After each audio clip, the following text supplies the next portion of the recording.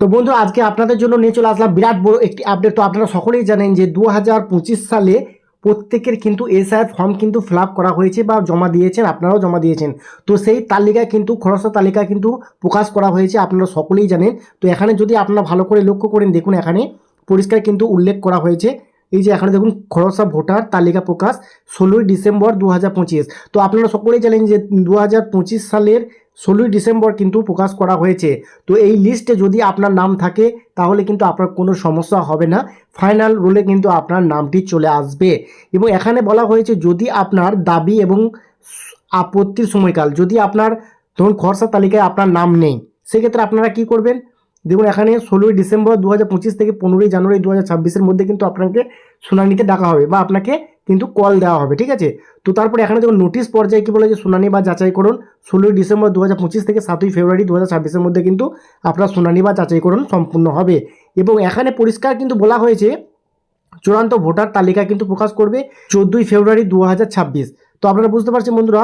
তো আপনারা কিভাবে চেক করবেন যে আপনার খরচা ভোটার তালিকায় আপনার নামটি রয়েছে কিনা, ঠিক আছে। তো কিভাবে চেক করবেন সম্পূর্ণ অনলাইনে নিজের মোবাইল থেকে আপনারা চেক করতে পারবেন। তাহলে চলুন ভিডিওটি শুরু করি। তো ভিডিওটি শুরু করার আগে আপনাদের কাছে ছোট্ট রিকোয়েস্ট, যদি আপনারা আমাদের এই চ্যানেল নতুন এসে থাকেন অবশ্যই চ্যানেলটি সাবস্ক্রাইব করে রাখবেন পরবর্তী নতুন নতুন আপডেট সবার আগে পাওয়ার জন্য। তাহলে বন্ধুরা চলুন আজকে ভিডিওটি শুরু করি। তো প্রথমে আপনারা আপনাদের মোবাইল, কম্পিউটার কিংবা ল্যাপটপ থেকে যে কোনো একটি ব্রাউজার ওপেন করে নেবেন। তো ব্রাউজার ওপেন করার পর সার্চ বক্সে গিয়ে আপনাকে লিখতে হবে ডব্লিউবি ভোটার। তো ডব্লিউবি ভোটার লেখার সঙ্গে সঙ্গে আপনারা এখানে একটি ওয়েবসাইট দেখতে পাবেন, আমি আপনাদের দেখিয়ে দিচ্ছি। তবুও আমি আপনাদের সুবিধার জন্য এই লিঙ্কটি আমি ডিসক্রিপশনে দিয়ে রাখবো, ঠিক আছে। তো আমি দেখিয়ে দিচ্ছি। এই যে বন্ধুরা দেখুন এখানে www.eci.gov.in। তো এই ওয়েবসাইটে আপনাকে ভিজিট করতে হবে, ঠিক আছে। এই ওয়েবসাইটে ভিজিট করলে আপনাদের সামনে চলে আসবে এরকম কিছু অপশন। তো এখানে দেখুন প্রচুর অপশন কিন্তু আপনারা পেয়ে যাবেন। তো আপনাদের কি করতে হবে, আপনারা এখানে নতুন একটি অপশন দেখতে পাবেন, সেই অপশানে আপনাকে ক্লিক করতে হবে। তো আমি একটু জুম করে আপনাদের দেখাবো। দেখাই, ঠিক ওপরের দিকে দেখুন এখানে নতুন একটি অপশন কিন্তু যোগ করা হয়েছে, ঠিক আছে। এখানে দেখুন search your name in e roll. তো এখানে আপনাকে ক্লিক করতে হবে। তো এখানে যখনই ক্লিক করবেন আপনাদের সামনে চলে আসবে এরকম কিছু অপশন, ঠিক আছে। এখানে দেখুন অনেকগুলো অপশন কিন্তু চলে এসেছে। প্রথমে অপশনটিতে আপনাকে বলা হয়েছে এখানে সার্চ এপিক নাম্বার। তো আপনার কাছে ভোটার আইডি নাম্বারটা যদি থাকে সেই নাম্বার দিয়ে চেক করতে পারবেন। এবং এখানে দেখুন সার্চ বাই ডিটেলস, আপনারা আপনার ডিস্ট্রিক্ট, আপনার বিধানসভা কেন্দ্র সিলেক্ট করে কিন্তু দেখতে পাবেন। এবং এখানে শেষে কিন্তু বলা হয়েছে সার্চ বা মোবাইল। তো আপনার মোবাইল নাম্বার দিয়েও কিন্তু আপনারা চেক করতে পারবেন। তো এখানে আমার ভোটার আইডি নাম্বারটা আমি লিখে নিচ্ছি।